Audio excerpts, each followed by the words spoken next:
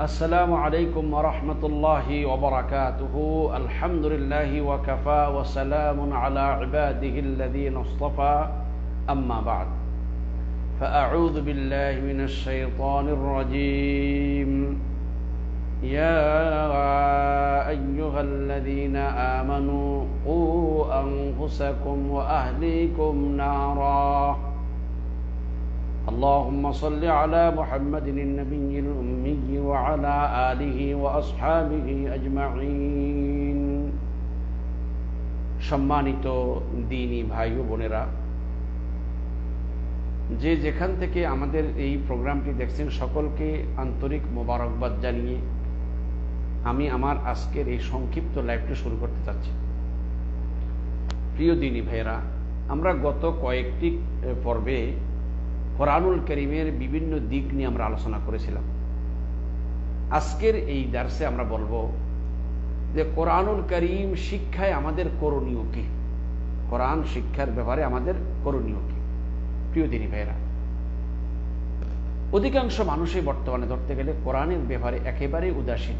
আমরা পড়িও না, কোরআন সম্পর্কে বোঝার চেষ্টাও করি না, এবং নিজের সন্তান সন্ততিদেরকেও কোরআন পড়ানোর জন্য আমাদের তেমন কোনো আগ্রহ দেখা যাচ্ছে না। আলহামদুলিল্লাহ, আল্লাহর অনেক বান্দারা তো অবশ্যই কষ্ট করে শেখান, কিন্তু অনেকের মধ্যে কেন যেন একটা বিমুখ ভাব।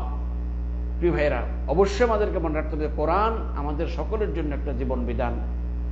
কোরআন যদি আমি ধারণ করতে পারি, দুনিয়াতেও ধন্য, আখিরাতেও ধন্য।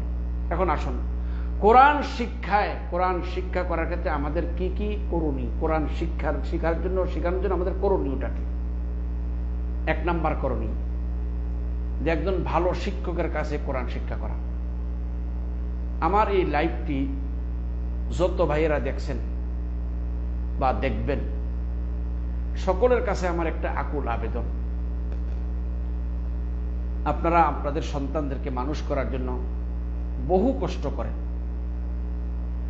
যাদের সন্তানকে লেখাপড়া করাচ্ছেন, সন্তানকে লেখাপড়া করাইতে গিয়ে আপনাদেরকে কি পরিমাণের ত্যাগ স্বীকার করতে হচ্ছে, এটার বিবরণ আমার দেওয়ার প্রয়োজন নেই, আশা করি আপনারা সবাই জানেন। এত ত্যাগের পরে সন্তানগুলো মানুষ করার চেষ্টা করতেছেন, কিন্তু মৌলিক শিক্ষাটা যদি আপনি তাদেরকে দিয়ে দিতে না পারেন, কিয়ামতের ময়দানে আপনি আল্লাহর কাছে আসামির কাঠগড়ায় দাঁড়াতে হবে। কারণ সন্তানকে উচ্চ ডিগ্রি নেন, এটা শরীয়তে বাধা নেই, আমরা কাউকে বাধা দিচ্ছেন। আপনার ছেলে উচ্চ ডিগ্রি নেই, জজ ব্যারিস্টার হবে, কেন বলতেছে ডাক্তার হবে, ইঞ্জিনিয়ার হবে, প্রফেসর হবে, কোনো সমস্যা নেই। আমাদের দেশে এগুলো প্রয়োজন আছে, কিন্তু তাকে আগে মানুষ বানান, মুসলমান বানান। সেই জন্য মৌলিক শিক্ষাটা আপনি দিবেন। আর কোরআন শেখানোর ক্ষেত্রে আমি সকল ভাই বোনদেরকে আকুল আবেদন করব, একজন যোগ্য, ভালো, সুন্দর কেরাত পাঠ করে এমন কোন আলেম দিয়ে কোরআনটা শুদ্ধ পড়াবেন। অনেকেই আমরা সস্তার আলেম খুঁজি, সামান্য 200 টাকা, 300 টাকা, 500 টাকা দিব, হুজুরে কোন রকম সূরা কেরাত একটু শিখিয়ে দিয়ে দেবে, যা উইব আর না, এমন করবেন না ভাইরা। আপনারা এখন সবাই কম বেশ জানেন, ঢাকা শহরে বা আশেপাশে বড় বড় শহরগুলোতে একটা সাবজেক্ট পড়ায় বা 2টা সাবজেক্ট পড়ায়, তাকে কত টাকা বেতন দেন। এটার দরকার আপনারা দেন, এটার পর আমার কোনো হিংসা নেই, কোনো অভিযোগও নেই। কিন্তু পবিত্র কালাম শিখবে, সেখানে 200 টাকার, 300 টাকা, 500 টাকার হুজুর কেন রাখবেন? এখন আপনারা হয়তো মনে মনে ভাবতে পারেন যে 500 টাকা হুজুর, আসলে হুজুর কাউরের ব্যক্তির কোনো মন্দ বলার কোনো আমাদের চিন্তাও নেই। বলছি যে এমন একজন ভালো কারি আপনি খোঁজেন যার কেরাতটা শুদ্ধ। একেবারে বাইতুল মুকাররমের খতিব লাগবে এরকম কোনো শর্ত না, মানে কোরআন শুদ্ধ। আগে তথ্য নেবেন, জানবেন কার কোরআনটা তেলাওয়াতটা শুদ্ধ। এরকম একজন শুদ্ধ তেলাওয়াতকারীর কাছে তার কোরআনটা শেখাবেন। মেয়েদের জন্য আমি সকলকে বলবো, যাদের মেয়েরা বড় হয়ে যাচ্ছে, যারা মেয়ের বাবা হয়েছেন, তাদের কাছে আমার আকুল আবেদন, আপনার মেয়ের ডাক্তার বানান, ইঞ্জিনিয়ার বানান, প্রফেসর বানান, যা কিছু বানান, এটা আপনার ব্যাপার। কিন্তু কোরআন শিক্ষার ক্ষেত্রে আগে সাবালিগা হওয়ার আগে যত তাড়াতাড়ি পারেন মেয়েটাকে কোরআন শিক্ষা দেন। কারণ কোরআন শিখাইতে গিয়ে কোনো বিভ্রান্তি হলে এটার সারা দুনিয়ার ফেসনা সৃষ্টি হবে। সেই জন্য এদেরকে কোরআন শিখাই ফেলেন। তাড়াতাড়ি করে শিখবেন। ভালো একজন আলেম দ্বারা একটু পয়সা বেশি হবে, বেশি দিতে লাগবে না, হয়তো বছর খানিক লাগবে। কোরআনটা আপনি যদি ভালো ছাত্র, যদি ভালো 1-1.5 বছর ভিতরে কোরআন শুদ্ধ হইতে কয়টা একটু কষ্ট করে একটু হয়তো 2-4-500-1000 টাকা নিতে বেশি লাগবে, তবু একটা ভালো আলেমের কাছে, ভালো কারির কাছে শুদ্ধ করে কোরআনটাকে পড়ান, সারা জীবনের জন্য একটা সম্পদ অর্জন হয়ে যাবে। 2 নম্বর যে কোরআন শিক্ষা ব্যাপার, আমাদের যেটা করুন যে কোরআন শিখেই বসে থাকবে না, এটাকে প্রতিনিয়ত তেলাওয়াত করতে হবে। আমি সকল ভাইদেরকে বলবো, কোরআন প্রতিদিন যারা আমরা বাইরে কাজকর্ম করি, প্রবাসে থাকি বা দেশে যারা চাকরি বাকরি করি, সবাই নিজের দায়িত্ব পালন করতে গিয়ে অনেক কষ্ট করেন, এটা আমি অস্বীকার করবো না, এটা বাস্তব, কেন অস্বীকার করবো। তারপরেও বলবো যতটুকু সম্ভব ডেলি কি একটা সময় 10 মিনিট, 20 মিনিট, আধা ঘন্টা সময় বের করে একটু তেলাওয়াতের অভ্যাসটা জারি রাখেন। প্রতিদিন একটু, একেবারে কিচ্ছু পারেন নাই, 2টা পৃষ্ঠা হইলেও পড়েন, তবুও কোরআন তেলাওয়াতের চর্চাটা থাকুক। আমি আজ প্রবাস জীবনে বহু বছর যেটা দেখতেছি, প্রতিনিয়ত এটা আমার সামনে পড়তে, অনেক লোক দেশে আলহামদুলিল্লাহ কোরআন পড়েছে, প্রবাসে আসার পরে 10-15 বছর হয়ে গেছে, 20 বছর হয়ে গেছে, ওই চাকরি বাকরি করতেছে, টাকা পাঠাইতেছে, খাইতেছে, উঠতেছে, কিন্তু কোরআন তেলাওয়াতটা রমজানও শুধু পাইও করে না। যার কারণে অনেক লোকেরা আমাকে বলছে যে হুজুর কোরআন পড়া দেন, বুঝলেই গেছে। আল্লাহ, কত বড় একটা লজ্জার কথা, কেন বলবেন? এই জন্য সবাইকে বললো কোরআন পড়ে বসে থাকলে হবে না, এটা চর্চা করাতে হবে। আমি আমার বিশেষ করে আমার সকল ভাইদের কাছে আকুল আবেদন করি, যাদের ছেলে মেয়েরা স্কুল কলেজে পড়তেছে, মাদ্রাসা ছাত্ররা তো প্রতিনিয়ত পড়তেই হয়, স্কুল কলেজে যে সমস্ত ছাত্ররা পড়তেছে, আমি তাদের অভিভাবকদেরকে বলবো, আল্লাহর হস্তে মেহরবানি করে আপনার সন্তানকে প্রতিদিন তাকে 1 পৃষ্ঠা 2 পৃষ্ঠা হলো তেলাওয়াত করার একটা অভ্যাস রাখুন। কয় মিনিট লাগবে? 5 মিনিট, 10 মিনিট লাগবে, 5-7 মিনিট সময় কোরআন তেলাওয়াত যদি রাখেন, তাহলে তেলাওয়াতের চর্চা যদি না থাকে, দেখবেন যে মাস্টার্স পাস করা পর্যন্ত কোরআন যা পড়ছিল কিচ্ছু নেই, সব চলে গেছে। কারণ সে 24 ঘন্টার তার ফোকাসটা অন্য বিদ্যার প্রতি ছিল, কোরআনের প্রতি ছিল না, যার কারণে ওই সব পড়া পড়তে পড়তে কোরআনের ভুলিয়ে গেছে। সেই জন্য সকল ভাইদেরকে বলবো, মেহরবানি করে এই ভুলটা আপনারা কখনো করবেন না। ছেলে মেয়ে পড়ালেখা দিয়েছেন, ইংরেজি পড়তেছে, স্কুলে পড়ে, মেডিকেলে পড়ে, ডাক্তারে, যেইটাই হোক সমস্যা নাই, কিন্তু তার ডেইলি রুটিনের ভিতরে কমপক্ষে 2 পৃষ্ঠা কোরআন পাঠ করার একটা রুটিন রাখবেনই, কমপক্ষে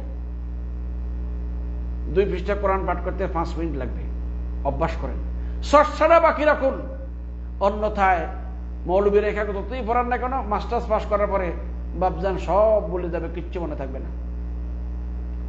3 নম্বর, কোরআন শিক্ষায় আমাদের 3য় করণীয় হলো বেশি বেশি কোরআন মস্ক করা। অনেকে আমরা ছোটবেলায় হুজুরদের কাছে তো কিছু তাজবিদ পড়ছি, কিন্তু পরে আর এগুলো কিচ্ছু মনে নেই, চর্চা নেই। সেই জন্য আমি সকল ভাইদেরকে বলবো, মাঝে মধ্যে ছুটি ছাটায় যখন ছুটি মিলে, অবসর সময় পান, মাঝে মধ্যে হলো, বেশি সময় না বলে 2-3 দিন হলো, এগুলো একটু চর্চা করুন। কোন একজন আলেমের কাছে যদি আধা ঘন্টা সময় চর্চা, আধা ঘন্টা সময়, দেখবেন যে আপনার এই সব যা শিখছিলেন সব তাজা থাকবে। আর যদি এগুলো চর্চা না করেন, তাহলে আপনি লেখাপড়া শেষ করে ডিগ্রি যেদিন অর্জন করবেন, তখন দেখবেন যে অতীতে যা পর্যন্ত কিচ্ছু মনে নেই। এই জন্য আমি সকল ভাইদের কাছে বলবো, কোরআন শিক্ষা আমাদের 3য় করণীয় হলো বেশি বেশি করে কোরআন মস্ক করা চেষ্টা করবেন। প্রিয় ভাইরা, কোরআন শিক্ষা আমাদের 4র্থ করণীয় হলো পরিবার পরিজন সন্তানদের কোরআন শিক্ষা, নিজে তো শিখবো, পরিবার পরিজনকেও শিক্ষা দিব। রাসূল আল্লাহ পাক বলেছেন, ইয়া আইয়ুহাল্লাযীনা আমানু কু আনফুসাকুম ওয়া আহলিকুম নারা, হে ঈমানদারগণ, তোমরা নিজেদেরকে এবং পরিবার পরিজনকে জাহান্নামের আগুন থেকে বাঁচাও। হযরত আব্দুল্লাহ ইবনে ওমর রাদিয়াল্লাহু তাআলা বলেছেন, আলাইকুম বিল কোরআন, যে তোমরা তোমাদের কোরআন শিক্ষাকে অবশ্যই করণীয় করণীয় করবা। তোমরা কোরআনের বিষয়ে তোমাদের উপর অবশ্যই পালন হলো এই যে কোরআন তোমরা তাআল্লামুহু ওয়া আল্লামুহু আবনাআকুম, যে তোমরা কোরআন নিজে শিখবে এবং তোমাদের সন্তানদের শিখাইবে। ফাইন্নাকুম আনহু তুসআলুন, কারণ এই বিষয়ে তোমাদেরকে জিজ্ঞেস করা হবে। ওয়াবিহি তুজজাউন, এবং এর বিষয়ে তোমাদেরকে প্রতিদানও দেওয়া হবে। তাহলে আমরা যদি কোরআন শিক্ষা করি, এই জন্য প্রত্যেকের দরকার যে তোমরা নিজেরা কোরআন নিজে শিখবে, সন্তানদেরকে শিখাবে। এই যদি না শিখাও কিয়ামতের ময়দানে প্রশ্নের সম্মুখীন হবে, শিখাইলে সওয়াব পাবে। আপনার টাকায় ছেলেরা কোরআন পড়লো, হাফেজ হলো, আলিম হলো, কোরআন শিখে শুদ্ধ করে পড়লো, আপনি কবরে চলে গেল, তার তেলাওয়াতের সওয়াবের অংশীদার আপনিও হবেন। কোরআন শিক্ষায় 5 নম্বর হলো যে কোরআন বেশি বেশি তেলাওয়াত করা, কোরআন কারীম বেশি বেশি, যে যেখানে পারবো সুযোগ পাইলে আমরা একটু তেলাওয়াত করার চেষ্টা করবো, যখন সুযোগ পাবো তেলাওয়াত করবো। তেলাওয়াত যত কমে যাবে কোরআন তত ভুলে যাবেন। সেই জন্য আমি সকল ভাইদেরকে বলবো, আসুন প্রত্যেক ভাইরা যে যেখানে থাকি, যে অবস্থায় থাকি, সাধ্যের ভিতরে আমরা একটু বেশি বেশি করে কোরআন কারীমের তেলাওয়াতের চেষ্টা করি এবং এই কোরআনকে বোঝার চেষ্টা করি। মাঝে মধ্যে সময় পেলে একটু কোরআনের বিভিন্ন অর্থ বোঝার চেষ্টা করে, কোরআনের ব্যাখ্যা জানার চেষ্টা করি। এতে করে আমার অন্তরে ঈমান আরো বেড়ে যাবে। এই কোরআন নিয়ে যে যত বেশি রিসার্চ করবে, যে যত বেশি কোরআন নিয়ে চিন্তা ফিকির করবে, তত বেশি তার ঈমানের পরিধি বেড়ে যাবে। আল্লাহ আমাদের সকলকে এইসব কথাগুলো বোঝা এবং তদ অনুযায়ী আমল করার তৌফিক দান করুন। আমিন। ওয়া আখিরু দাওয়ানা আনিল হামদুলিল্লাহি রাব্বিল আলামিন।